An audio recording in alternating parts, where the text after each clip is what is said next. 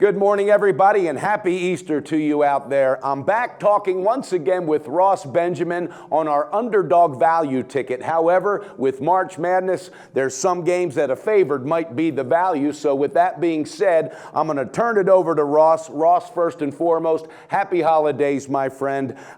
Today is two very, very interesting games. The first one, Virginia taking on Syracuse. Now, these are two very good defensive teams, and something tells me you're going to like Syracuse plus 8.5. Well, you know me well. First and foremost, let me say happy Easter to all the viewers out there and to you as well, Mike. So let's move on and talk about more serious matters here. Yes, these teams met once this season in Charlottesville, and Virginia came away with an 8-point win. However, that game was a one-possession game with less than 2 minutes to play. And Syracuse just could not convert on the offensive end in the last 2 minutes, was forced to foul.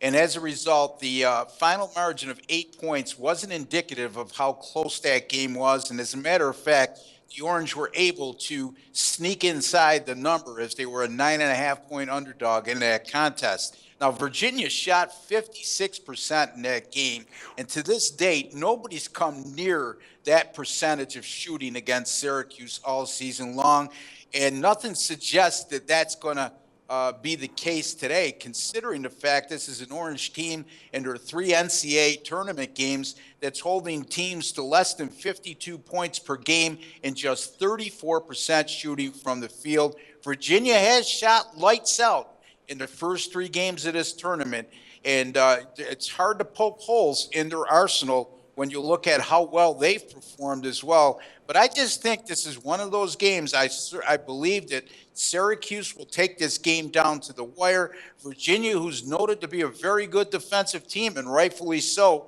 their last 2 games against Butler and Iowa State, those opponents averaged 70 points per game and 49% shooting.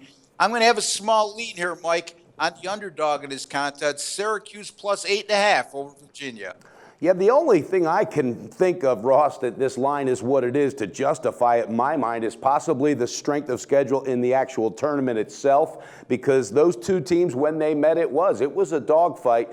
And since that time, not only did you touch on it, no one's come close to shooting 56% against the Orangemen, but they have just really gathered confidence like they've not had all year long. And that's where that Jim Boeheim effect comes in. He just has that skill of getting in his players' heads. And I think senior Trevor Cooney is a big part of that as well. Whether he's scoring or not, just his presence on the court makes a big difference. And I look for him to have a big game today.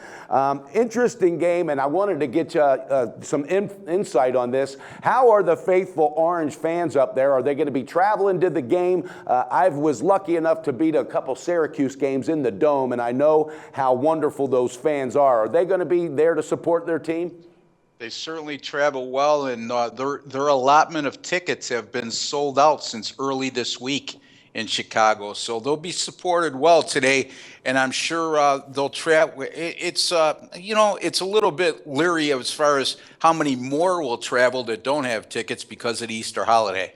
Yeah, that plays into it as well. I've got some fond memories when I was up there, Ross. I got to see Derek Coleman when he was in his prime up there playing for the Orangemen. Saw 3 games in that one season, and wow, what an experience to see a game in the Dome. It's unlike any other, and I've traveled around quite a bit, been to a lot of arenas, and never have I had an experience like that. Okay, well, let's get into the second one, and this is a big one. Notre Dame and North Carolina. Now, Ross, these two teams, as you know, they played earlier, and if I'm correct, it might have been in December, with North Carolina getting the win. Now 9.5, or I even saw it at some spots at 10 for a while, but that's been erased now. But Notre Dame getting 9.5. Do you think Mike Bray can keep his team in this ball game? Well, let me, if I can, stand corrected here that Notre Dame won the regular season matchup against North Carolina at home 80-76. Overcoming a late deficit in that contest. But these teams did meet 2 weeks ago in the ACC tournament in North Carolina. Mike, they just annihilated them by 31 points. And you can't help but think that that result is going to linger as far as Notre Dame's confidence goes in this contest. You know, you look at Notre Dame, Mike, there are 3 NCAA tournament games. They've won by a combination of 13 points between those 3 wins. And somehow, as a number 6 seed, Notre Dame has been able to face a higher seed in all 3 games. And then you look at North Carolina, extremely impressive in their last 2 outings against Providence and Indiana. And the top seeded Tar Heels, probably, you could make a very good argument, have faced a tougher competition in the last 2 rounds of this tournament than the number 6 Notre Dame Fighting Irish have. You know, I just think North Carolina is just playing on too high of a level right now. I think the luck of the Irish, with no pun intended, runs out today. I'm going to take the North Carolina Tar Heels to win handily and lay the 9.5 points over Notre Dame. Yeah, and that's what I meant to allude to with the last meeting. It wasn't back in December. It was in the tournament, the conference tournament. Yeah, North Carolina that's where they really seem to pick up speed. They haven't let off the gas pedal since then.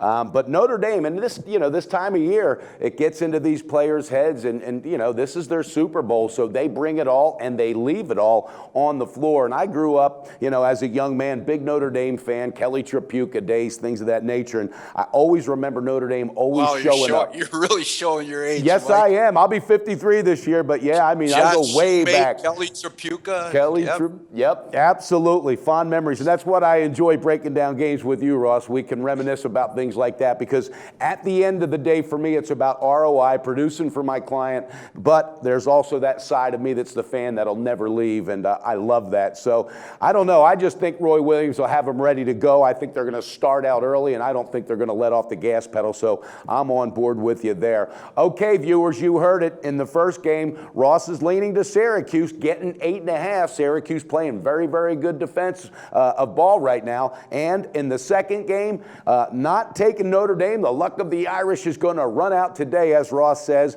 UNC to cover -9.5. Ross, have a great day. Again, happy holidays to you. Beat the book hard tonight, and I look forward to talking to you tomorrow, my friend.